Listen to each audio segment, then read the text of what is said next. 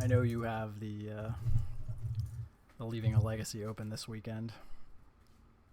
Oh yeah, that'll be really fun. I heard somebody put a bounty on me. I have no idea what you're talking about. That sounds like a No, really no. that sounds like a really good idea though. Whoever decided to do that was must really either hate the person that he did it to, because I know personally I've done it in the past. I put a card on. Oddly enough, someone that likes a similar deck to you, and you know, hoping that people would bring more hate to the tournament to try and knock them off because they had done well previously at the event. So that seems like a really good idea to try and make people suffer for sustained success. All right, first match. Let's go. I am Not on. sure what this person plays. Yeah, I don't think I've ever played them. So, how do you feel about Uh, no land hands in this deck? Sometimes no land hands can be pretty good if you can like get something going. Like if you have like Petal Dark Ritual Lead. Um, but a hand like this, for not really doing much, I think it's kind of one of those insta ship hands. Yeah, that would be my initial guess. Is you have a little bit of clunk. The second copy of Chrome Mox is just essentially dead given this hand. Um, Oh, I agree. so yeah, our opponent is probably Google searching the username to see what we're playing, and they're going to be very wrong if they do that. Yeah, they might just be searching up your goldfish, like, depths. All right, gonna keep a hand with a bunch of swords of plowshares. Yeah, I'll be interested to see if you actually see any noticeable difference between the types of hands that our opponents tonight have compared to what you normally see. This hand looks Oh, this insta much, keep. yeah, much better. Funny enough, I think you actually put the land back. You ship the land. Yeah, I was gonna say because it's basically yeah, turn Yeah, one. or you could ship the Chromox too, because you have 3 artifacts anyways, and the land does give you mana. But if you draw any spell, the Chromox will give you the extra mana essentially. Um, I'm not sure how likely it is, or how much better that is. Maybe it might be better to actually have the Chromox in her deck. So I would put back the Chromox actually. Okay, I mean this is basically a turn one ad nos, right? Yeah, Okay. 100%.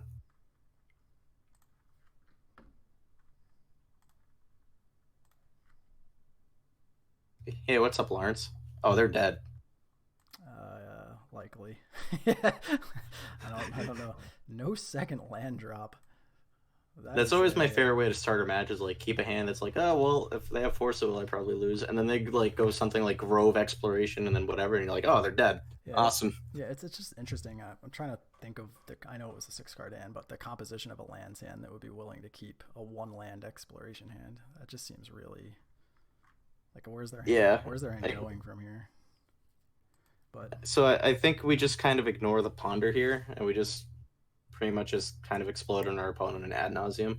yep. Is there any reason to fetch one land over another here for what we want to leave in the deck, or is it just In case we fizzle, we want our land to be a swamp, so it can't get wastelanded. okay? Is there any particular order? It just doesn't matter in this spot.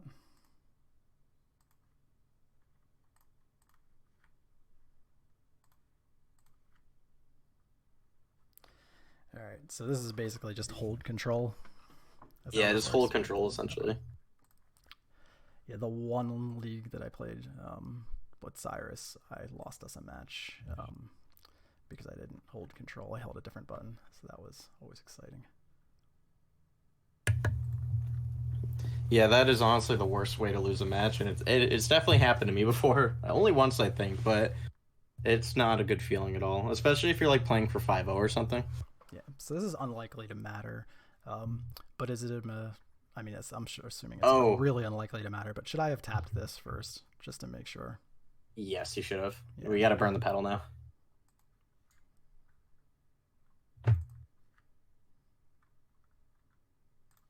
It probably won't matter because we're realistically we're using ad nauseum from 20, but it would have mattered if like we hit like only 1 or 0 artifacts before we got to 4 life. So now it's okay. But I think we should be good. Yeah, they're definitely dead now. Okay, can stop here, right? Yeah, you're good.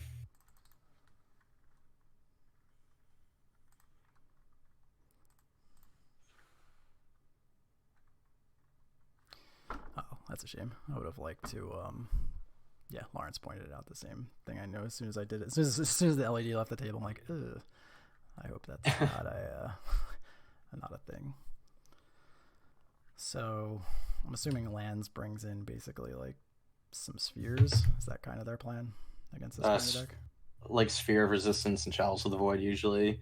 Okay. What I usually do for my sideboarding here is we don't really need all of our discard, especially being on the draw.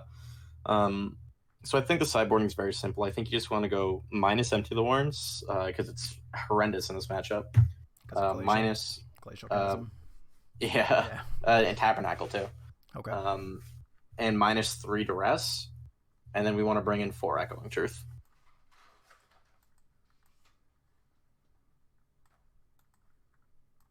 Yeah, like you can control Z lead, I think, but I'll be honest, I was looking away. By the time I think we noticed, he already tutored the ad nauseum, so I think it was too late. That looks good to me. You can also right click and hit undo. Oh, it'll actually let you undo the LED activation? Or yeah, undo the... Because it's a mana ability, it lets you undo it. Okay. This is another insta ship.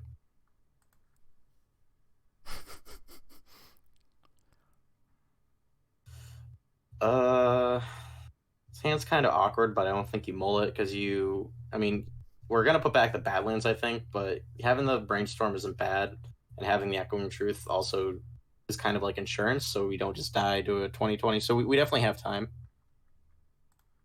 So I think I would keep this and put back the Badlands. The only thing that does suck with cutting basic island is we're kind of just pretty vulnerable to Wasteland.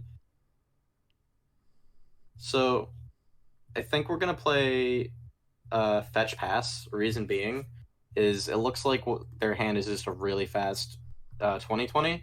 So if they go for 2020 the next turn, we can kind of just hose them. Yeah.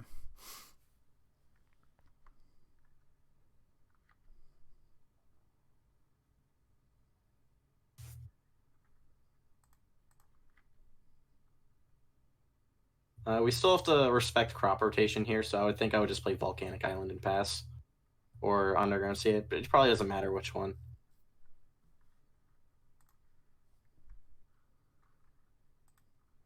Could also even if you felt like risking it, you could Brainstorm and just try to win off of it. But I don't mind holding up Echoing Truth. Yeah, they haven't presented any kind of deterrent to us. So if they're not going to play a sphere here, they're either crop rotating for the win, or they don't have the sphere, or both. Yeah, I agree with that.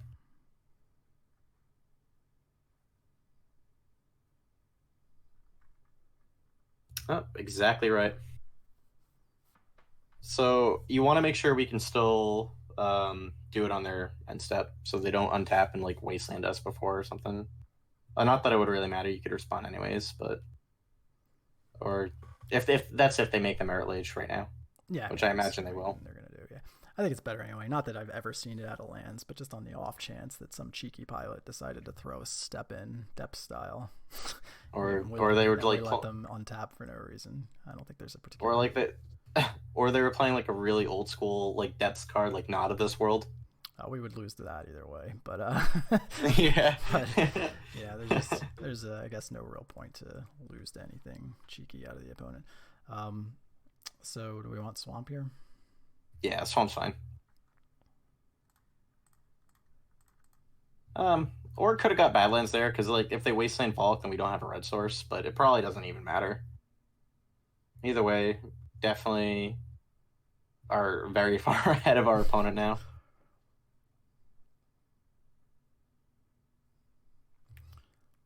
Oh, there's the Wasteland. Yep.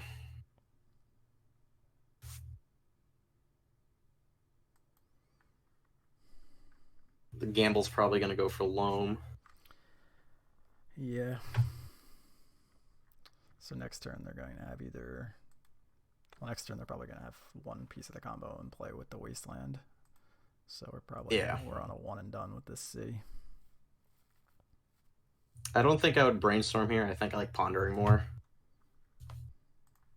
Reason being is so if you don't want to get brainstorm locked and then just pretty much just lose. Makes perfect sense. This is kind of really slow. Having another land is nice, but at this point it's really just going to get a bad lands. I think I would shuffle this away. What we're realistically looking for is just an IT and a Lionside Diamond.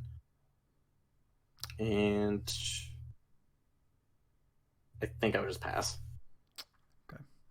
Yeah, it makes sense. Their next turn is pretty scripted. They're going to waste our land and end up with a Stage or a Depths in play. Or maybe a Grove in play. Or they just go for the combo. That's always a possibility too. I mean, they can't do that because they have to cast the Loam this turn. They're at least a turn away from that. No, I mean they could like Loam and then like play the like Dark Depths this turn and then try to they're just gonna waste Endos. I mean, they could theoretically do that, but that would have been a completely terrible line compared to what they did. Oh, I forgot they had an exploration anyways. All right, so I think I'm inclined to just pedal Brainstorm. Yeah, and just try and find the last mana source to go for it here. Yeah, because you can just put back the Thoughtseize realistically. So all we need is to find like a land and like even a Rite of Flame would do it.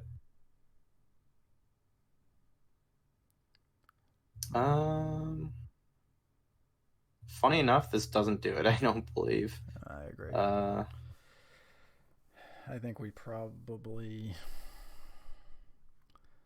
I think if I was, I've never played this deck in my life, but I would put Opal Thoughtseize back, Mire pass with the intent. I would actually shuffle away Truth because we don't have any more blue duels to fetch. Oh, there's only 2 in the deck. Oh, well that makes it very easy then. So I think I would put back Echoing Truth and Opal. Okay. Or not Echoing Truth and Opal, Echoing Truth and Thoughtseize. Yeah, as I said, I don't think so. Thoughtseize has text for the rest of this game.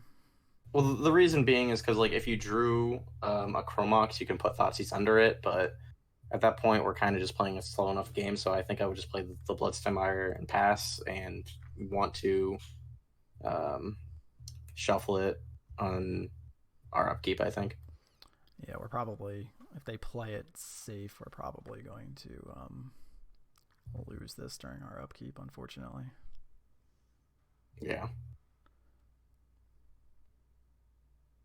They may not. They may just go for it. Looks like that's what they're going to do. Yeah, I think they're just going for it, which is good for us. So we pretty much just have to draw any mana source that isn't Chromox right now, and we win. But there's also a big number of draws that just make us lose too.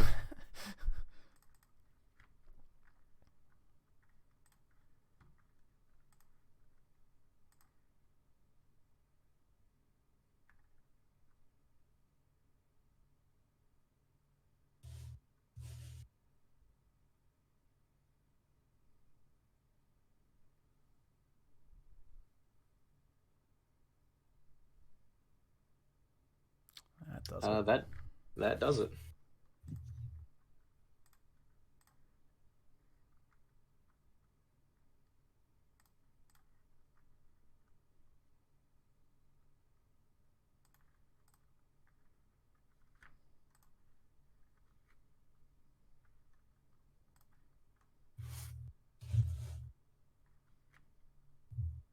Wow, didn't even make us go through the paces. Always appreciated. Yeah, that's not a bad start. Yeah. What is the fail rate from a high life total? I mean, I think I asked you that on stream before. It was like under 10%, right? It's very, very low. I'm not one to like pull out the actual math because I think finding the exact number there is pretty irrelevant. But I think the one thing you need to know is that it's just very, very unlikely to lose with ad nauseum at that point. Yeah, I think if I was on the other side, I would have made us at least show the ad nauseum results because you never know. Even if it's a 5% or something like that, they had the combo sitting there. Yeah, lands is a 90-10 matchup, just about. Funny enough, I lost to it the other day though. I mean, you could see how that would happen. I mean, if they have had with the hand that they had, if their last card was a sphere instead of a gamble, I don't know that we can win that game. Or Well, sometimes they could like, um, they could pretty much just go like crop rotate for an ancient tomb, and then just like sphere you yeah, till like turn one, yeah. So that seems like which is pretty hard to beat. They have some play. I mean, you do have the echoing truths, but with the I guess you would have to just happen to hit like a pedal into your lands and not get wastelanded early. So it's not like the other it's not thing like you can't too. beat that, but they do seem like they have a little bit of play, even if it's The other thing too is like if they if they do the ancient tomb sphere line, like all they need is a dark depths and ancient tomb and that's being stage and you're dead. Like yeah. that doesn't require like they don't have to pay extra for that. Yeah, because in that game, our opener was clunky, our 6 was clunky, and I guess if they had have had, or if we had have had one other combo piece instead of like a tutor instead of the echoing truth, oh look at that. No, that's really funny. we thought we were gonna run into it and we did. On the play, I'm just trying to think. We're playing we have an echo of eons on our board. I kind of think the turn one echo would be really funny. I mean, it's basically a forced mulligan on them, and we're gonna have a pile of floating mana, right? Exactly. I think you keep that and just jam echo of eons. Okay. It's a new card anyway. We should see just for science, see how it goes.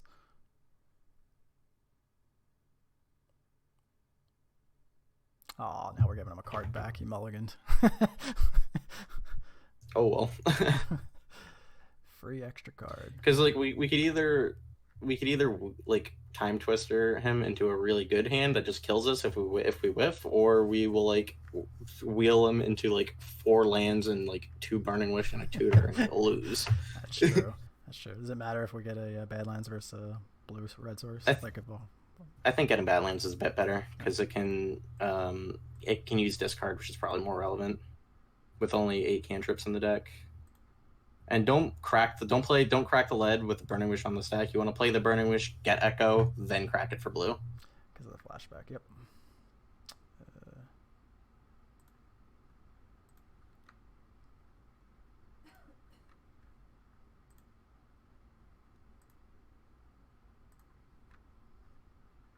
And so realistically, you only need 1 red to continue going off. I'd like leaving 2 blue so we can like use an extra cantrip if we have to.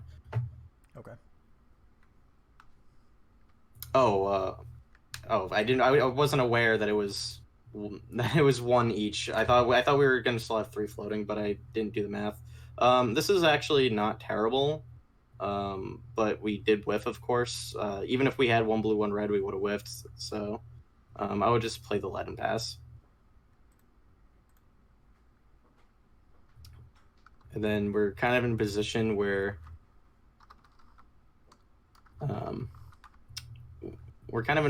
we can do some stuff with Burning Wish on our turn, but we have to not be dead here. Something tells me we might be dead.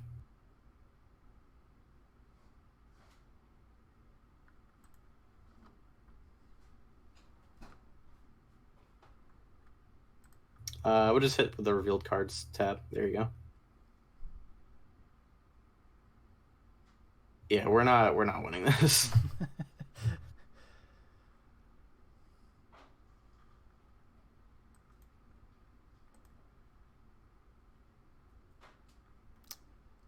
I believe we can just not make him do this. Or are you in the camp that he's skilled enough that he'll get through this?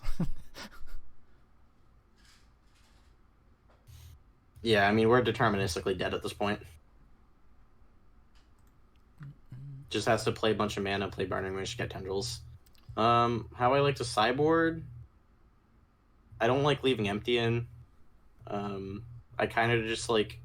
I don't think Echoing Truth is that great to have, but it's better than having an empty in your deck. I don't typically... I know some people board Hope of Gear for in the Storm matchup. I personally don't think that's good. So I just like to board in the one Echoing Truth and call it a day. Try and kill him. Yep.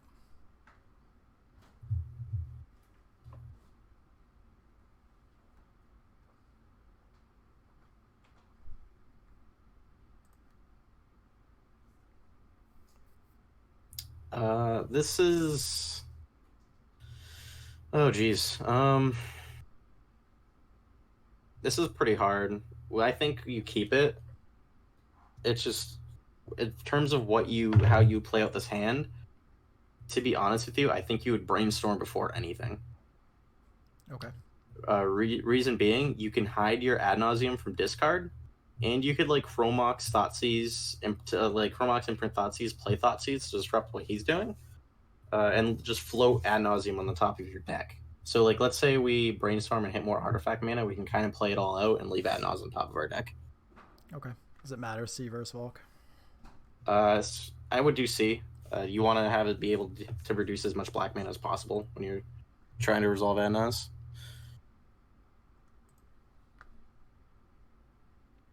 And that's as good as it could possibly be. I'm pretty sure this is enough. So it's just Thoughtseize, or no, Thoughtseize... In a Chromox. Yeah. And then you just play Petal, Mopal, Chromox, Imprint, Thoughtseize, Dark Ritual, Ad Nauseam.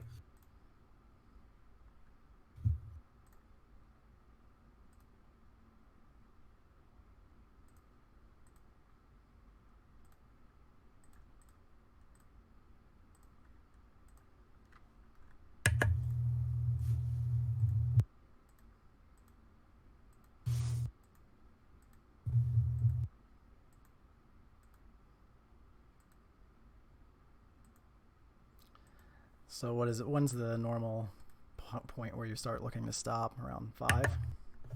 Around 4, actually, if you have Empty the Warrens in your deck, but because we only have an Echoing Truth, we boarded out for an Echoing Truth, you can actually go down to 2 life just fine. Okay, I'm not looking at any of these cards. Alright. So, let's see. Just for the sake of information, I'm pretty sure we already have it, so we could probably just stop there. Yeah. But he's conceded anyways. Do you know if Echoing Truth was revealed from Ad Nauseam? Does not look like it was, no. Okay, cool. I'll double check it. That's always a good. Because sometimes in like the Storm Mirror, you are pigeonholed into like just doing the crappy empty, which is not good in the matchup, of course. So if you know, it might influence them to do a bit more if they don't know that we have Echoing Truth. This hand isn't amazing, but I think we're priced to keep it, based on the fact that we have Dark Ritual, Infernal Tutor, other mana. Assuming, like, let's say he goes, like, turn 1, Cantrip Pass, we could, like, go Chromox, Imprint, Echoing Truth, Ponder, hope to find LED, essentially. Okay. And then if we find LED, we win. It's also likely, though, that he goes turn 1, discard spell. Yeah, it seems reasonable. He would either have a line of trying to kill us or some kind of disruption, yeah. Mulligan to 6. Let's see what they got.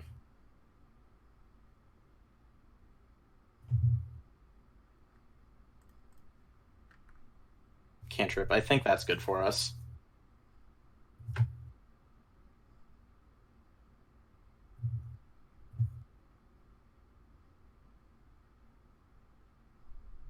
This could also be a situation where you can go like petal, like Rite of Flame, Burning Wish. like if he's trying to like if this is like a small empty incoming, it would be really, really good for us. But I don't think that's the case. That's not a bad draw at all. I would the thing I would do first is Chromox, Imprint, Echoing Truth, and then Ponder.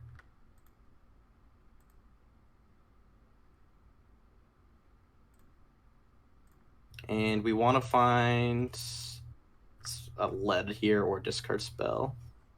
No. Hmm. Hmm. The thing is, with only 3 cards in his hand, and we know none of them are line side, I think if we duress, he's pretty far behind. So I don't think actually shuffling here is or taking the draw on the duress here is that bad, especially because it would put us 1 mana away from being able to win. So I think I would actually keep the duress and then fetch Badlands off the Delta and then duress him.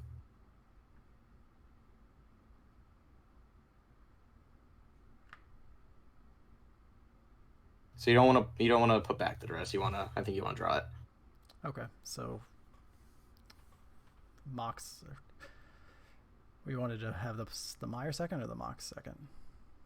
It doesn't matter because we're shuffling anyways. That's true. That's true.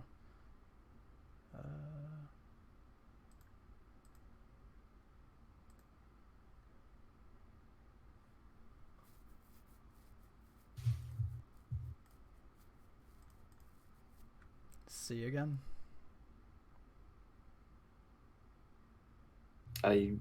You'd want to get Badlands. Oh, because it goes both ways, yeah. And we already have the blue. Yeah, that makes sense.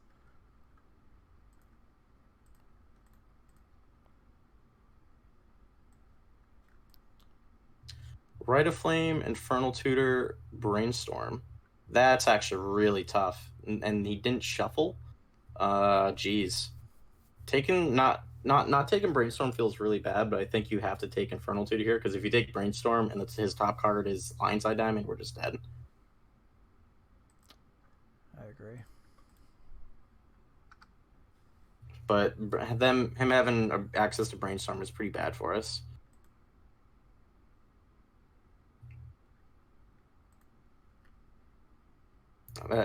Okay. Giving us a chance to draw mana. That does it actually. Because it makes her Opal active. 3/5. Oh, it doesn't actually. We're still 1 off. Never mind. Yeah, that's unfortunate. Yeah, we still have to pass here.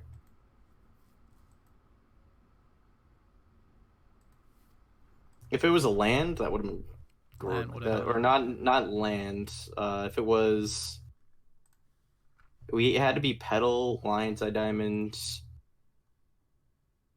I think just Petal and Lion's Eye Diamond. We might be dead. Certainly looks that way. Yep. Yeah, I think if we... No, it wouldn't have mattered. Maybe we should have shuffled off that Ponder.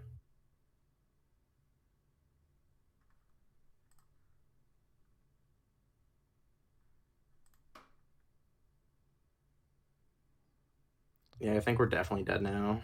Yeah.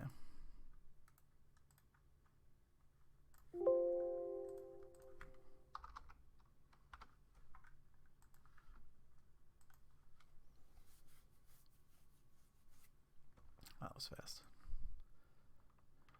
Yeah, that match felt really, really swingy. Is the mirror generally like that? It's very swingy, yeah. Because it felt like... And also, like, if you're playing the mirror correctly, a lot of it just comes down to kind of a top deck war. There's no reason to ever mull a hand like this. I think we just keep it. What we would do, however, I think you could go for. Actually, no, because the Cormox make blue, so that'd be pretty awkward. I think you just play fetch pass.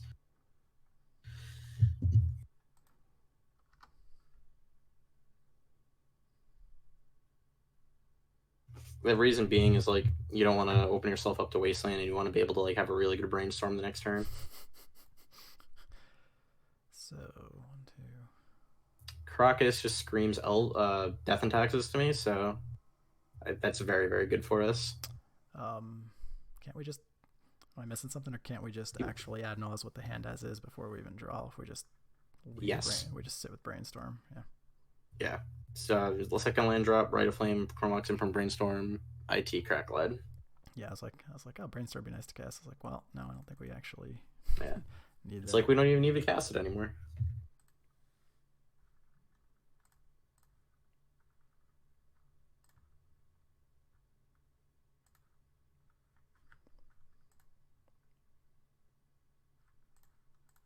Make sure to use the Vault to cast Rite of Flame.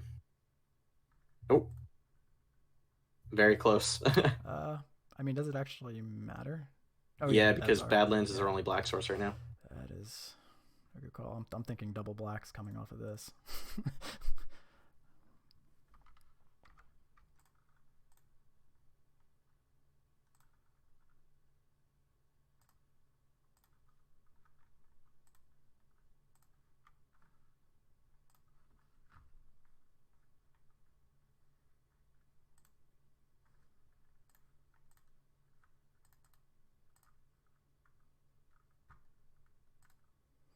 Nice 6-drop right off the first 2 cards.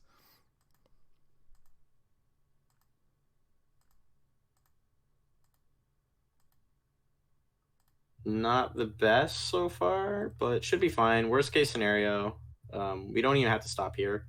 We can go down to 2 now that empties out of the deck.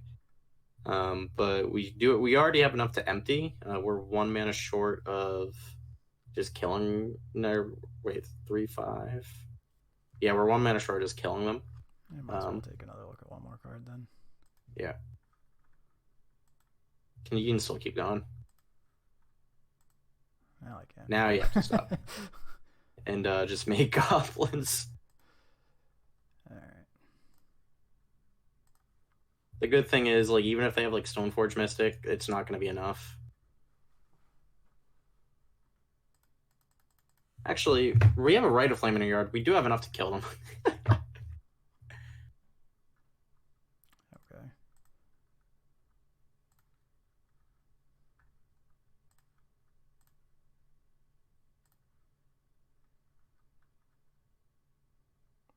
There it is.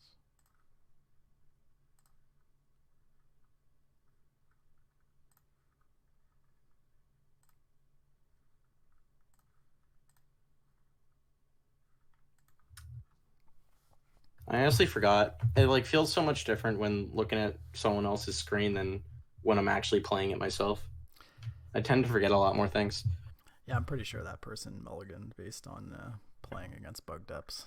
Caracas Go is not. They could have. Caracas Go is not where you want to be in a generic matchup, I don't think. No. Also super simple sideboarding this matchup. I think you just want to do -3 duress, minus a ponder, +4 echoing truth. Some people board multiple empties in. I personally don't like that for this matchup.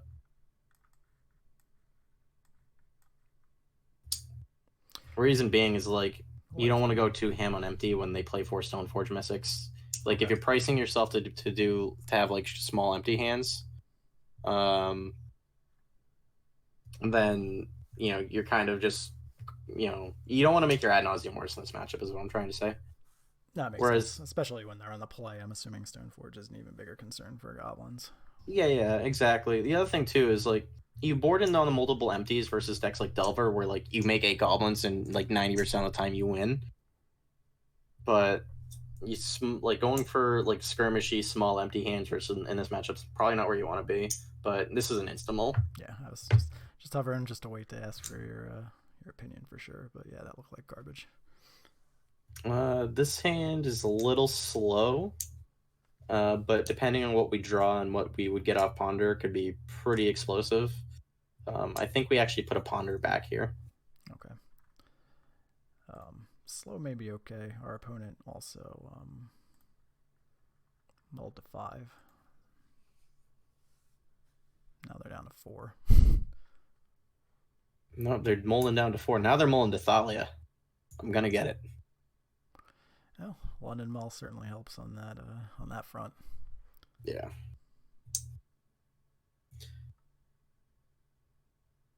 So my only experience keeping track of Storm and mana now, in paper, with like using paper in real life, is like one like cube draft where I drafted Storm.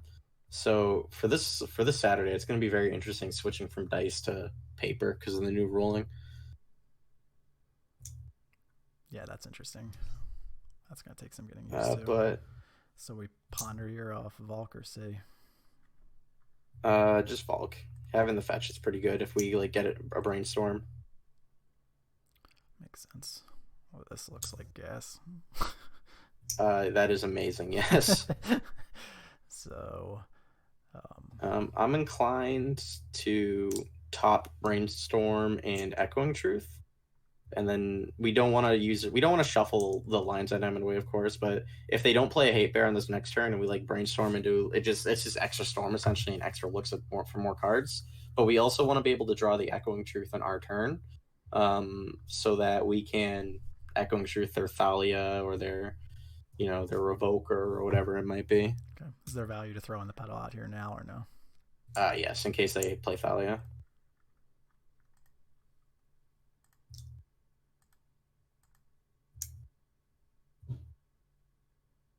Because realistically, we won't need that big of a. World. We're not playing against the deck I thought we were playing against. That is a Bomberman. So this is a Bomberman. so we essentially insta brainstorm here, I would assume, since this is about to die. I don't think so. Well, we lose this forever, right? I don't think you do. We just I think you want to just hold the pedal and then draw Echoing Truth. Okay, that's fair. And then like we would just sit on the Echoing Truth for a turn, essentially, and then just try to do our thing. What do the Karn decks normally go for with their wish targets versus you? Usually something like Ratchet Bomb, or if you make goblins, I don't think they're gonna trade a Ratchet Bomb for a pedal. Yeah. Oh, they could destroy it. What am I thinking? So see, that card has more text other than Null Rod and Wish. Never forget. All right. So here they're going to, if we, they're going to try and lattice lock us on their turn, 100%. Yeah. So personally, I like, what I like doing is, and because essentially, and I'm trying to think about this. So we could hold up the truth and just bounce whatever we need to bounce so that we don't get locked this next turn, and then brainstorm on our next turn, so we can kind of time walk them. And they'll lose the LED in the process unless they draw a double land. Yeah, because it's gonna burn their LED too. So I kind of like just sitting on the Echoing Truth. Okay. So I think I would just play Badlands here. And I think what our bounce target would be in response to the Mycosynth Lattice would probably be, it would definitely be Karn. Yeah, because instead of like float the mana, bounce Lattice. Reason being, LED. We want to draw into artifact mana. Well, we have the LED on top too, so.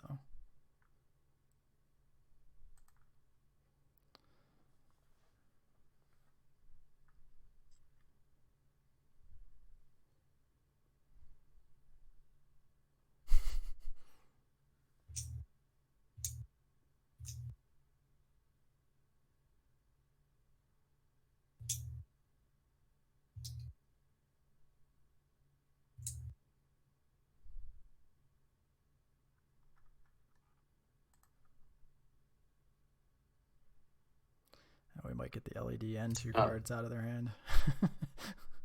Oh. They're doing it. Or they just... They're just getting another Lion's Eye Diamond. It's a little strange. Interesting. Oh, they're going to go for it this way. That's fine. I wonder what the goal was here. I don't know, because they took a Karn that would have been on 4 and traded it in for a Karn that's on 3. And now they're actually going for it, and we're just going to be able to... the other card, interesting. The other card they just lost was the Karn that could have theoretically pressured us. Cool. Interesting.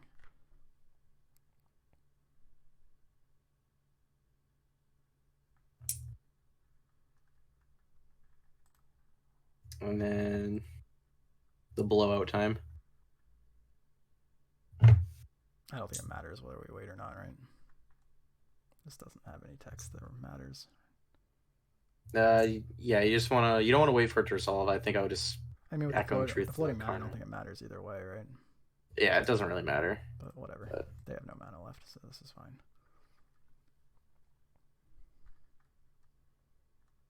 Yeah, it's a weird flex though, Luno, because it actually hurts them. Their leftover planeswalker had one less loyalty. let's see. We actually need a storm of sex to kill them too. So They're probably. I forgot we had that on the top of our deck. They're probably dead. I would start by brainstorming, and then we just gotta find like literally one playable spell that lets us like dump the rest of our hand, and they're dead.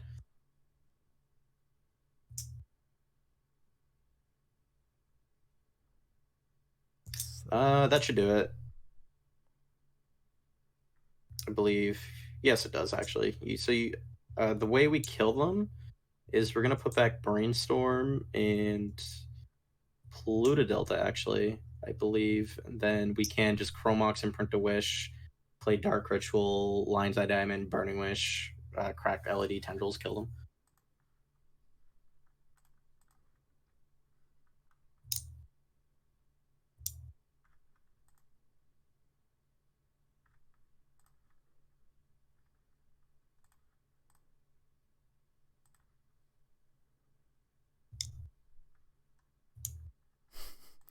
this is weird that it's hiccuping the mana because they're artifacts. Yeah, that is really weird. Oh crap! Almost forgot that again. I'm getting ready to press buttons and not hold control again.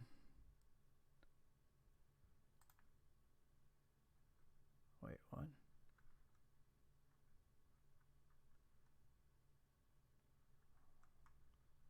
What am I missing here? God, Micah's Inflatus is a very weird magic card. I'm clearly missing something here. I would just hit cancel. I'm trying to hit cancel. It's not letting me hit cancel. Just hit. Wait, go back to the top text again. What's that? Like scroll back up. Paying 1 red. Paying 1 red. Choose a color to spin black as. Just I guess red. I guess. Yeah.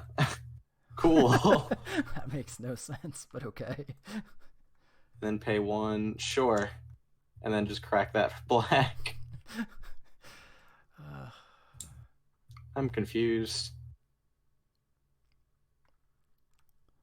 All right. Awesome. An odd match. Would your boarding have been any different had we known it was Bomberman going into the second game, or is it still just basically E-Truths? You'd keep the E-Truths in. I think you'd actually board out the Ponders instead of the Duresses, though, because Duress has way more targets in this matchup than something like Devon Texas. Makes sense. And like stompy matchups, like ones that can just chalice you or stuff like that, are generally ones you want to have both discard, a lot of discard, and bounce in. Gristlepuff, Bob Huang. So I assume he probably would think that you're on depths. But this hand is fantastic because we have mana, address, and oh, what the fuck? He knows what way to win. He knows what we're on, so there's that. Damn. So much for. He should have said no. And I'm not streaming. He asked if I was with you, so I'm pretty sure he was aware of it, and was just damn. Let us know. All right, so this hand.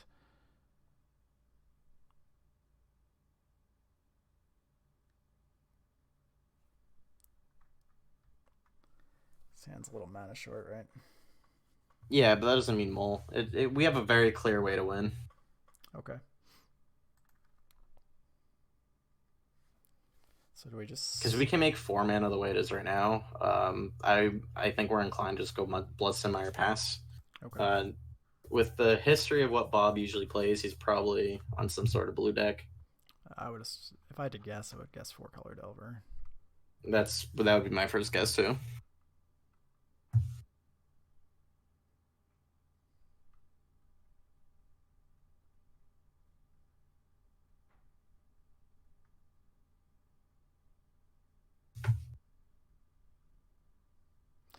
is this matchup? It seems like it would be relatively difficult. 4-color, it's not too bad. Any Delver matchup is kind of just fine. It's not really bad. You can kind of just dump like that. That's what your multiple empties on the board are for, right? Okay. But having discard and having it's pretty good. We just hope that they just don't have a lot of permission in their hand. This is not 4-color Delver. He's on slow depths. Yeah. Not playing the rest then is really bad. Yep. Oh, Sylvan Scrying. Now I think this is actually good for us now. We may have 2 turns. He might have Hex Mage. And let's see what we get. That's a juicy draw. I would just play Underground Sea Brainstorm. Yep. Chances are it wins us the game.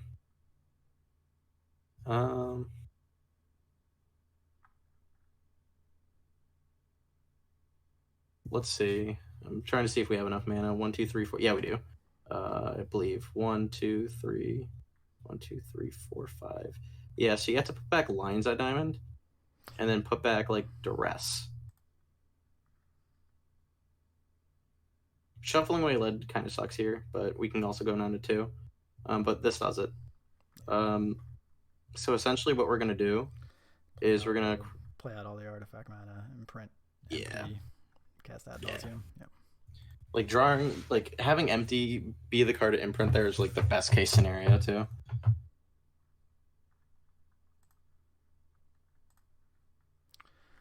So basically, we're writing off the Mox, right? Yeah. It actually doesn't matter. I don't know why I even asked that. We're on exactly 5.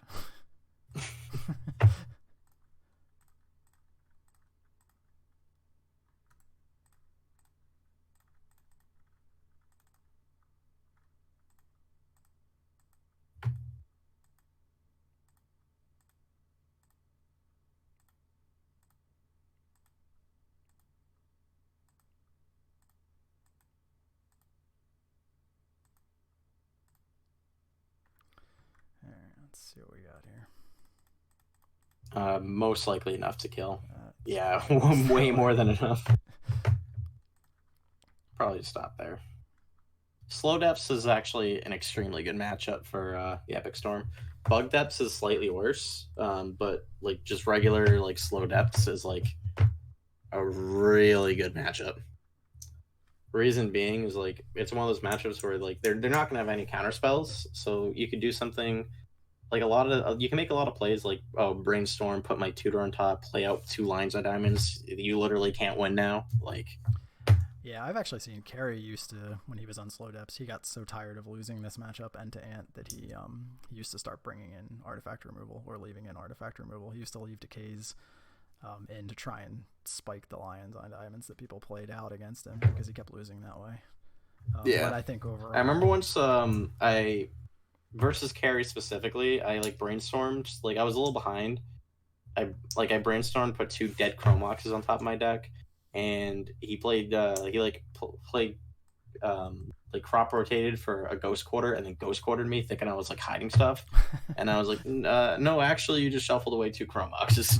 You never know. Sometimes I've been there before where you're 100% sure a deck is hiding something. Like I've surgicaled Miracles players that I thought was about to Terminus me, and I shuffled them into Terminus, and they told me afterwards. Yeah, that's frustrating, but sometimes you got to make the plays and get burned. Yeah, I still think it was the correct play. I think I just also found it funny. Yeah. So do we bother with bounce in this spot?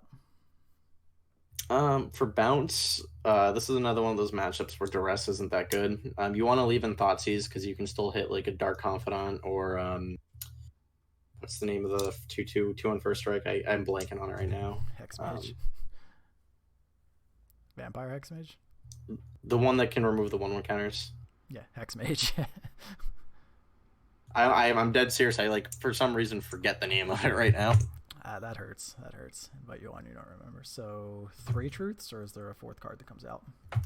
You want 4 truths. So you want to bring out. You want to leave in Ponder. You can actually just board out a Mox Opal and be fine. I think you want the Ponder in this matchup.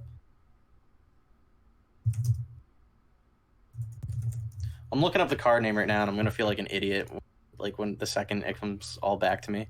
Okay. Vampire Hexmage, right? Why did I forget that card name? I literally like just got a foil one the other day, and then forget the name of it. Nice. What are you doing with a foil Vampire Hexmage? Don't worry about it. Well, I'd like to know. It's actually I'm building a common and common cube. Okay. Yeah, that card is surprisingly useful in a variety of situations. In Cube, I would imagine having a card that randomly oozes all sorts of planeswalkers and random other good stuff cards would be a nice addition.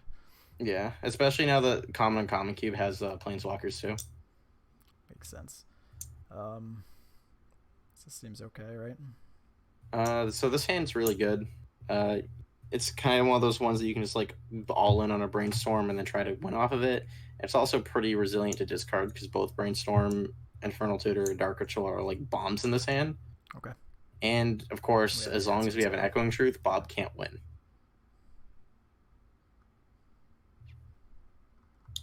I mean, he could, but it'd be pretty hard. Unlikely, yeah.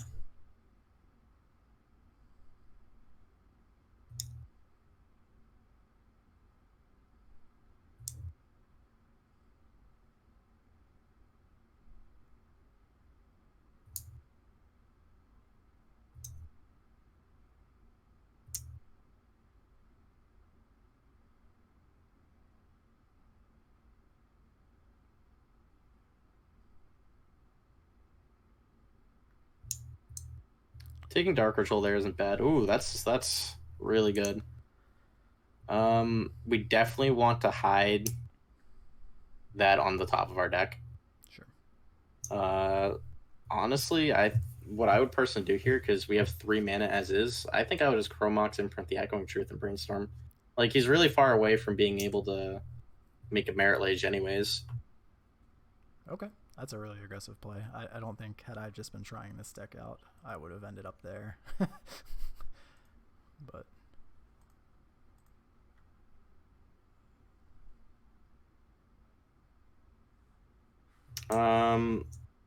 what you want to do here, you definitely want Ad Nauseam to be second from the top.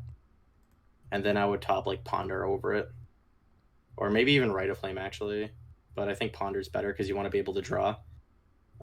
Actually, yeah, I would keep Ponder there.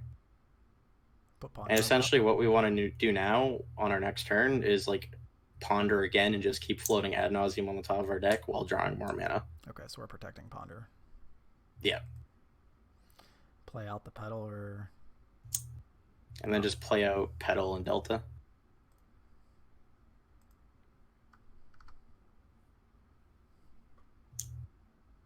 Yeah, I guess we do have to be pretty careful about Veil of Summer.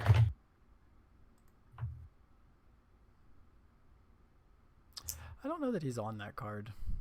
I'm not sure how good that card is in depths. I've heard some people trying it. Somebody in the chat just brought it up, but I could see it being a real thing. Oh, we certainly don't have to worry about it now. Yeah. It's not this turn. Pondering into a Dark Ritual would be pretty amazing. Or, I guess not really a Dark Ritual. I mean, yeah. We do actually, yeah, we do want to hit exactly Dark Ritual, so I would Ponder here. This is actually not bad, because we can just next turn, right? Yeah, pretty much. You can just put like Mire on the bottom, just because it's it's more life to crack fetches, and then put Ad Nauseam on top and draw Swamp, and then just play it out.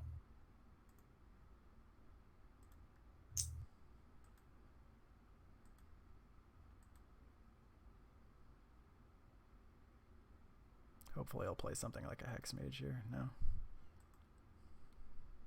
That's interesting. Well, at least now we can kind of just go off. And yeah.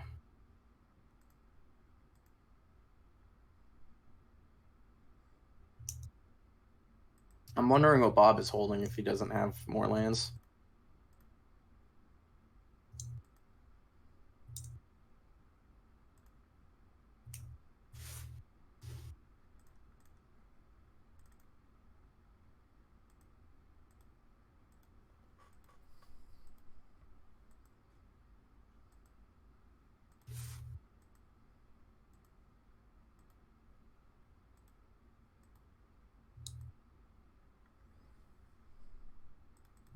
gotta stop there because empty's in the deck.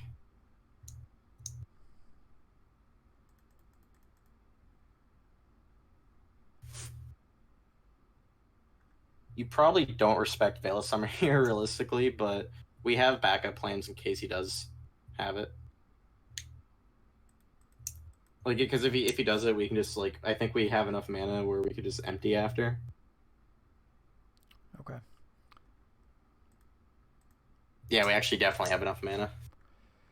So, Chromox pitching a random ponder? Or Yeah. Or do we need the red? Should we do Burning Wish? I would do Burning Wish.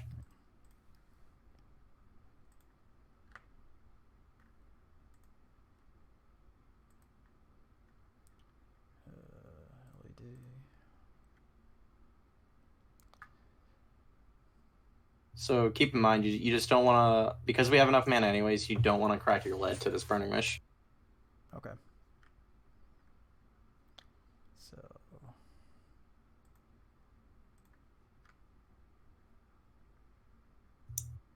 So just Burning Wish right off the top and see what he does? No, you definitely still want to play with the Dark Rituals. I would just go Underground Sea, Dark Rit, and then Burning Wish. Do we... I think he's dead here no matter what, but...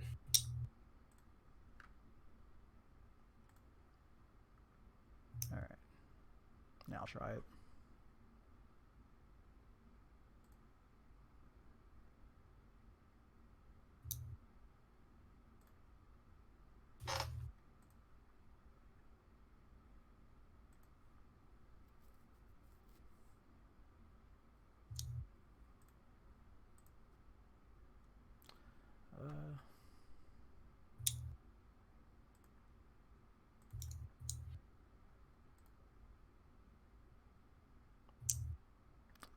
Alright.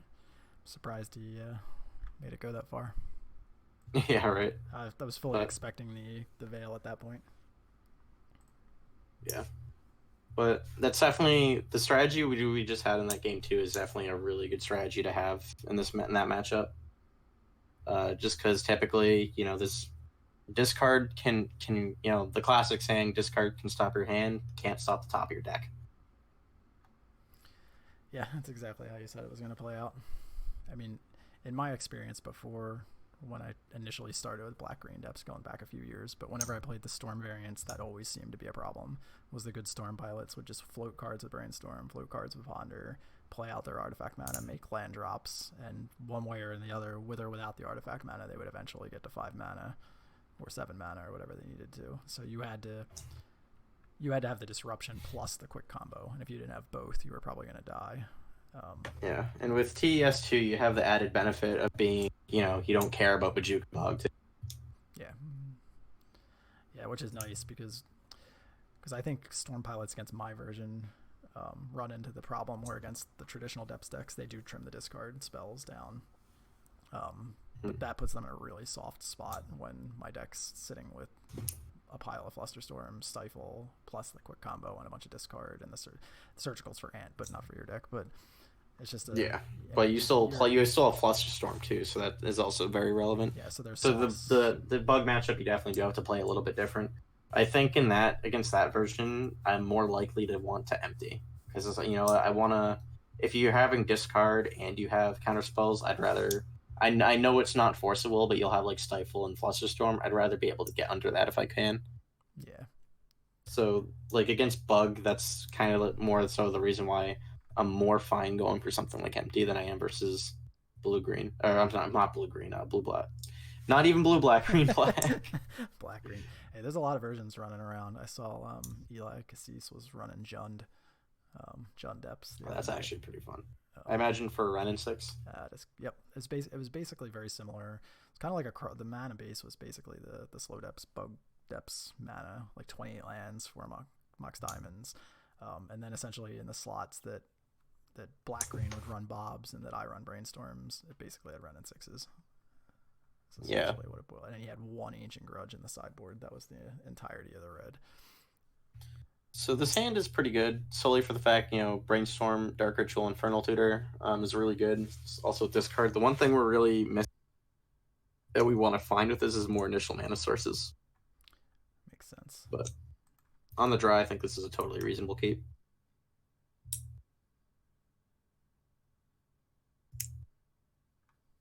The best thing off the top of our deck that isn't lead would probably be like more land.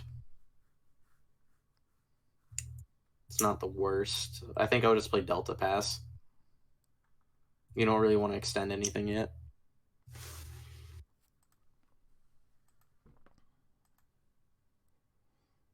Well, this start looks like my deck, so.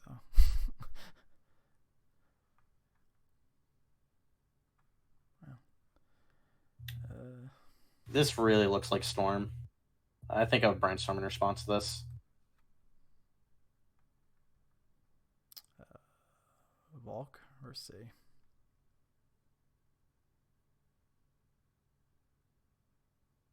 Underground Sea is what you want to grab.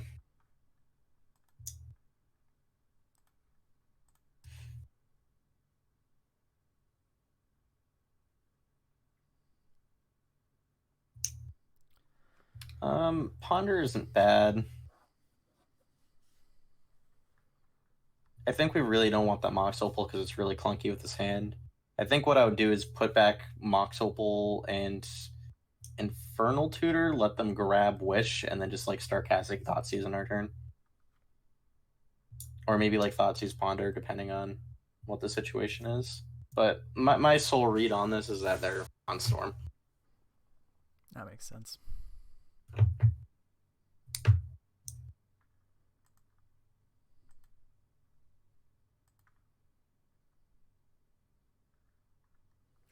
So you want to Thoughtseize them first to see what's up for sure, or I would Badlands Thoughtseize first. and then decide whether we want to double Thoughtseize or Ponder?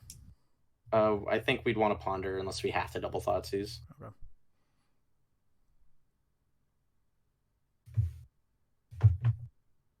Likely going to be their own Brainstorm.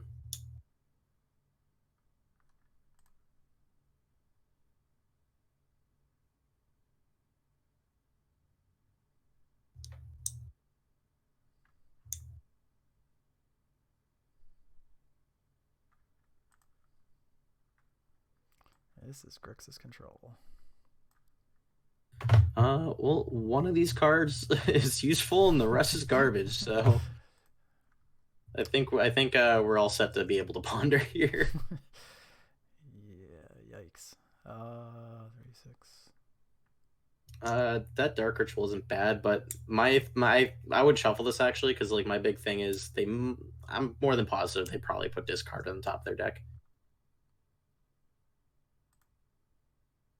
So you don't want to like, oh, that's kind of clunky. You don't want to just go all in and leave a tutor in your hand and then they Thoughtseize you and you're like, oh, I have these Mox Opals. Could be something like Narset too. Also true. That card's terrible. Wow. So they just have all cards we don't care about. And they shuffled too, so there was no second card hidden down off the Brainstorm. Our hand's getting kind of clunky though. Do we just want to Infernal for another Dark Ritual? Yeah, that's kind of where my mind's going with that. I would just Infernal Tutor for the second Dark Ritual. Yeah, it's the only situation where that's bad is if they like draw into discard. Yeah. I mean, the only other way we're going to start to unclunk our hand is to start casting discard spells, but we know their hand is garbage, so. Yeah.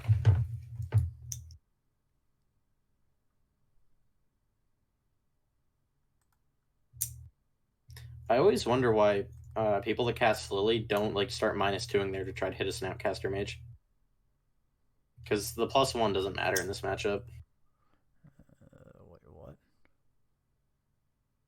Oh, that's just going to make us discard a card. That's actually good for us because that just gets us closer to Hellbent. So, I don't know that there's a. No. Is there a particular reason to keep one or the other? You'd want to discard the Thoughtseize because the loss of life is relevant. Yeah, I wasn't sure it was between that or whether it mattered to try and get a Snapcaster out of their hand, theoretically. Yeah. I don't think Snapcaster matters for this next turn, but... No, that does it, right? Yeah, that super does it.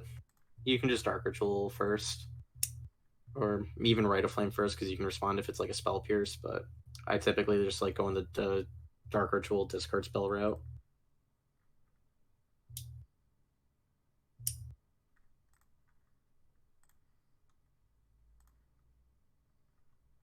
And now they're ultra dead.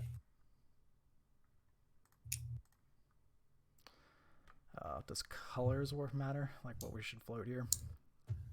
You want to use double black, I think, and get 2 black. We don't even need to add nods. You can just get Burning Wish and then Tendrils. So just yeah, I would just use 2 black, get 3 black off the lines I diamond.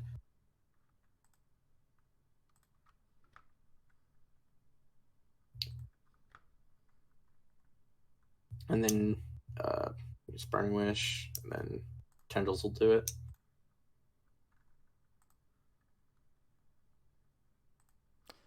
Almost clicked on Dark Petition there. That would have been the worst thing of all time.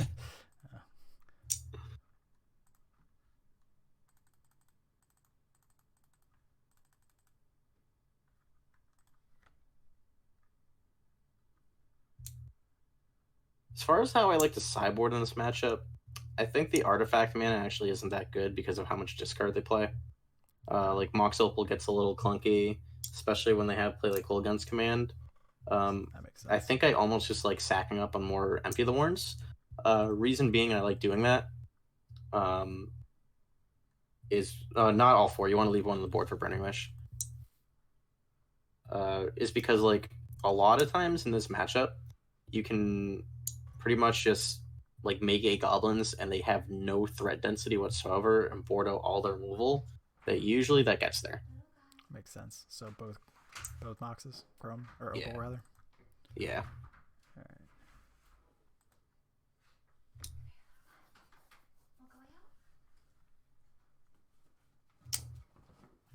right. This hand is about as good as they get.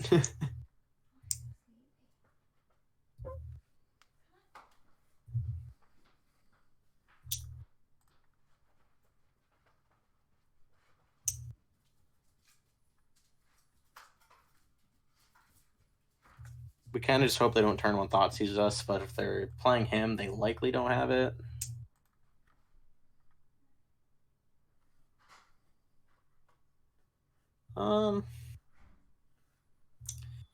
We have 2 lines right now. You could either play Swamp and Dark Ritual, and then try to cast a Dark Thoughtseize off the after the Dark Ritual if it resolves, or you can kind of just play Swamp Thoughtseize past the turn.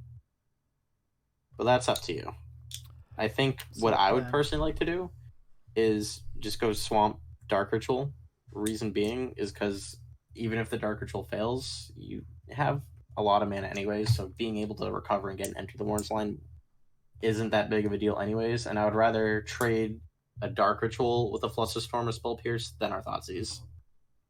Yeah, that makes sense. I think I like putting pressure on them against the him deck. I don't like because if we go Swamp Thoughtseize, I definitely agree with that. If we go Swamp Thoughtseize and they brainstorm or spell, I don't know that they have a lot of spell pierces or anything like that. But if they brainstorm in response, which seems relatively likely given their start in this spot, and they just put him on top, and then they play a second land in him and hit the Burning Wish, we're kind of drawing exactly on top again. So I think the fact that they mulligan to 6 is, with how big Rix's control is, they likely just don't have a 1 CMC card in their hand too.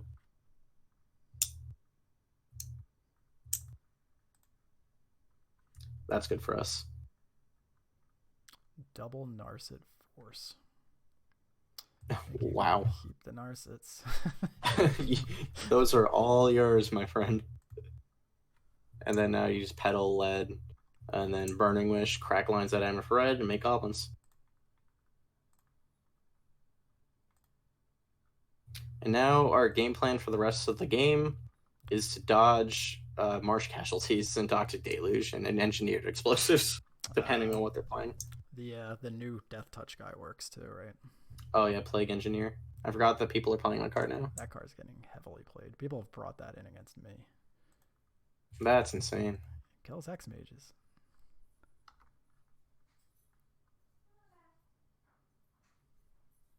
"12 Goblins is really fast though, so they would have to. They would need to draw those 2 cards. like a rate. Yeah. and so the Narsets are doing them no help. Yeah. Well, that was their draw. That was nice of them to show us that.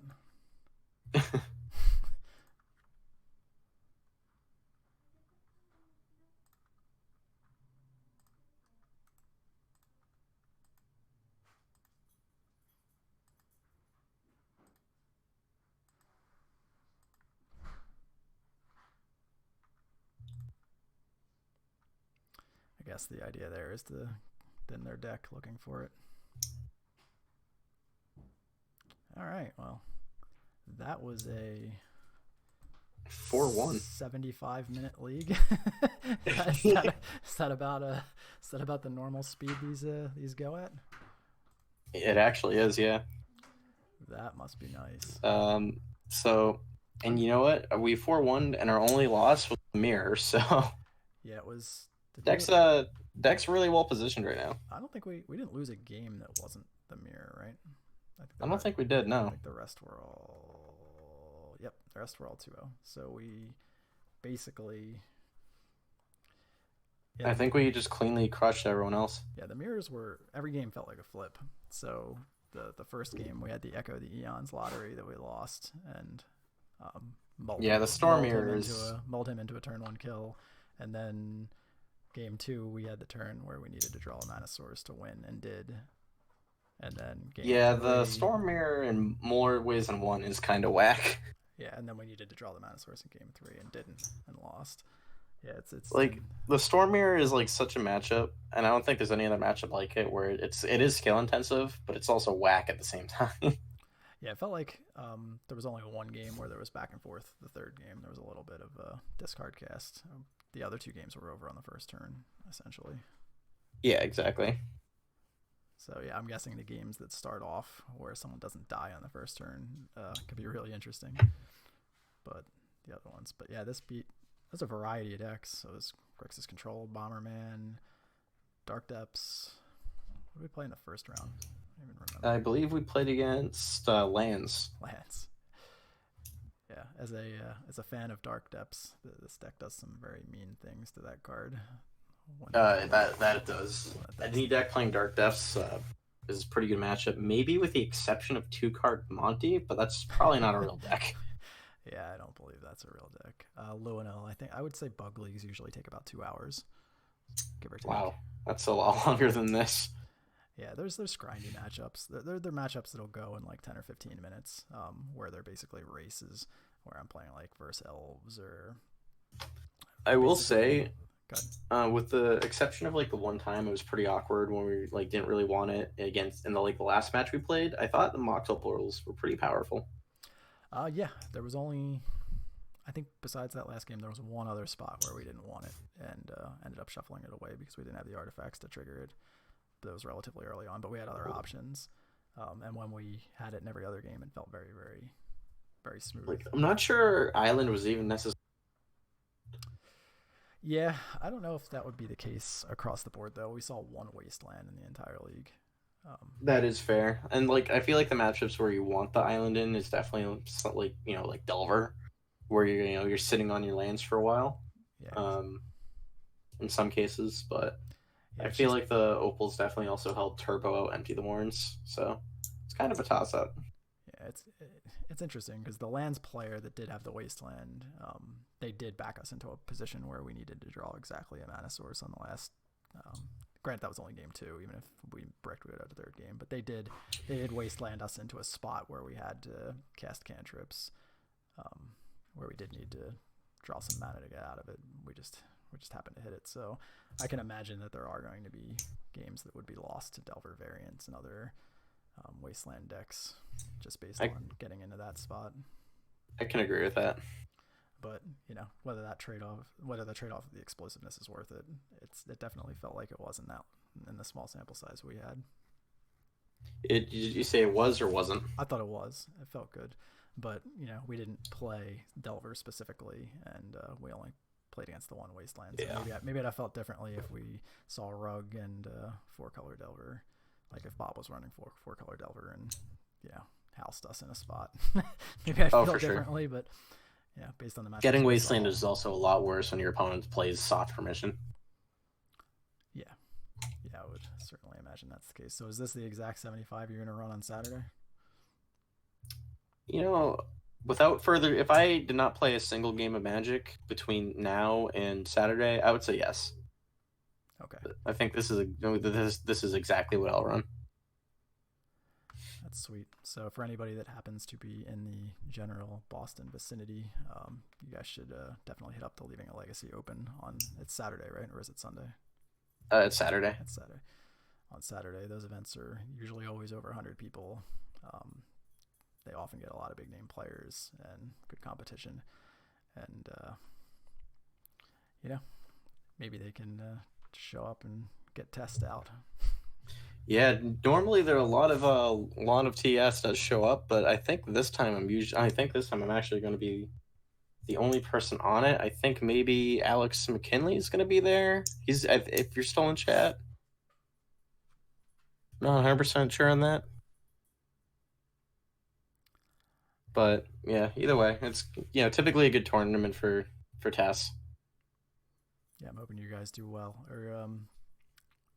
Are any of the main guys traveling down for this? I know Adam might, but are you getting the Topher crowd in? Yeah, the main guys are coming down. It's usually like you get a good mix of like Massachusetts, New Hampshire. Then again, I'm me and a couple of my friends are typically the only people I know that come from New Hampshire. The main guys always come down, and you get even like Connecticut and New York people coming up. So it's a really good tournament. Yeah, one of these events, I'm actually gonna have to get up there. You should. It's a blast. Yeah, but I didn't have a choice this time. They have the Star City team event, like literally half an hour from my house. Oh yeah, I mean, if you live right there, I mean, it's much more sensible to drive 30 minutes to an SAG Open than 4 hours to a one day event. Yeah, so, but I definitely have to make one of them because they seem like a blast, and Pat and Jerry are great, and I like the comment. Yeah. I've seen the coverage. Their commentary is fun, so I'd like to make it up and maybe harass some people while I'm up there sometime in the near future. Yeah, I bet a lot of people wouldn't expect the bug depths either. Yeah, I think I know an unreasonable amount of people from that area now, so I think that it wouldn't be much of a surprise if I took it into that area. But I don't know. I don't get to play a ton of paper either, so maybe it would. All right. Well, this was pretty sweet, to be honest. I don't know whether I would have gotten to some of the lines that you suggested along the way. Yeah, it's the deck is in its own right like pretty complicated. It's definitely one of those things that like eventually becomes muscle memory, and you just gotta know the math and stuff. Like you can even saw a couple times like. Granted, I wasn't like hyper focused, and it's much different when like you're watching someone else do it than playing your own match. But there were definitely even times where I like forgot. Oh, I forgot we had a Rite of Flame in our graveyard, or because stuff, even very tiny things like that matter. Because that was the difference between, casting Empty the Warrens and passing, or just grabbing tendrils out of the sideboard and just killing them. Yeah, that makes sense. There was a couple of. I'd like to think that I would have gotten to most of the lines, but there was a couple where there was just no way I would have gotten there at all. Like the Imprint, the Echoing Truth line against Bob, I would never have done that in a million years. I would have like played a land, played a discard spell, sat back with this, trying to set up a kill a couple turns from there. Yeah, but you're familiar enough with the matchup to know that's not the optimal plan. My logic with that is just like not wanting to keep ad nauseum in the hand, because there's a big risk factor of doing that. Yeah, it makes perfect sense after the fact, but just if I was just staring at that hand in the opener, there's no way I would have gotten there right off the bat. I would have needed to lose to him thought seizing the ad nauseum, because I was sitting on Echoing Truth once before I actually put the pieces together in my head. A lot of things you have to remember too is like how often do they actually have the the turn 2 the turn 2 Merit Lage in a hand where they're likely holding up interaction and disruption and all that fun stuff. Yeah, that's fair. Yeah, I'm a little. Sometimes I don't look at that deck cleanly because I'm so used to. I think my deck has a slightly better turn 2 rate than Slow Depths does, just because even though we're on the lot of lands, Mox Diamond, mana base the same, I'm often brainstorming off the Mox Diamond on turn 1, getting 3 extra looks at setting up the turn 2. So Yeah, I'm sure I it's imagine a lot of your higher turn rate. twos are like, the Mox Diamond land, or your land from turn 1 and like Mox Diamond, Hex Mage, Dark Depths, and then just you have a Merit Lage right there. Yeah, or Urborg Depths. Mox Diamond with crop rotation also does it on turn 2 without the Hex Mage. Yeah. So there's a few ways Bug, to do it. Bug Depths just if I was to play a Dark Depths deck, I think honestly I'd be more inclined to go towards your version. Just because I like the blue cards are really good. Mox Diamond's really good.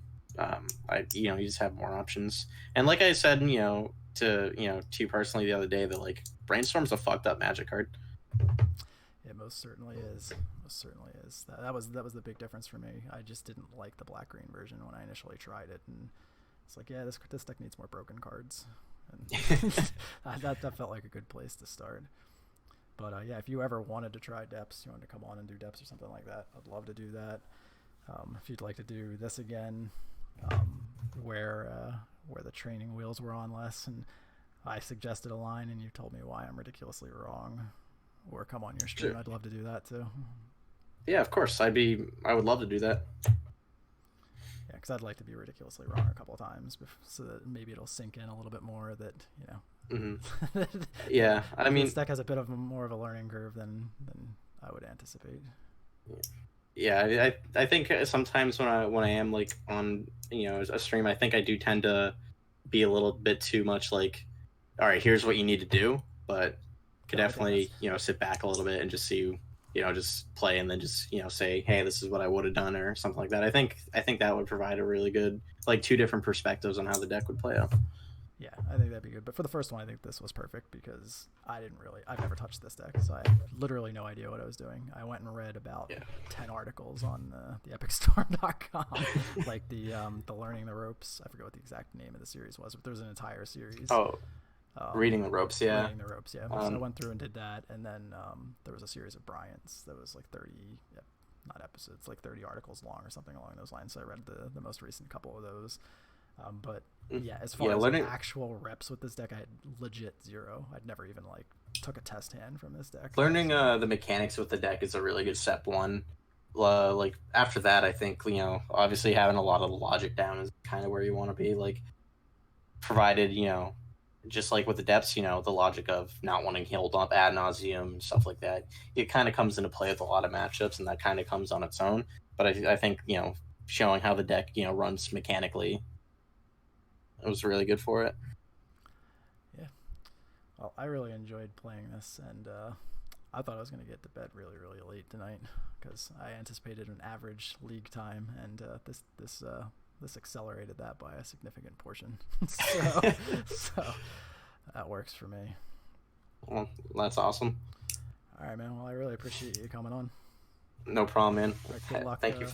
Oh, yeah. Yeah, I'm probably going to hit the leagues myself. Thank you for having me. It's no problem. Good luck on Saturday, man. All right, you as well. All right, take it easy. All right, guys. I'm probably going to get out of here. Next week, I will probably try to get back to Depths since it's been a little while. I had vacation and then tried something a little different with TES, which I really enjoyed. But I'll see you guys next week.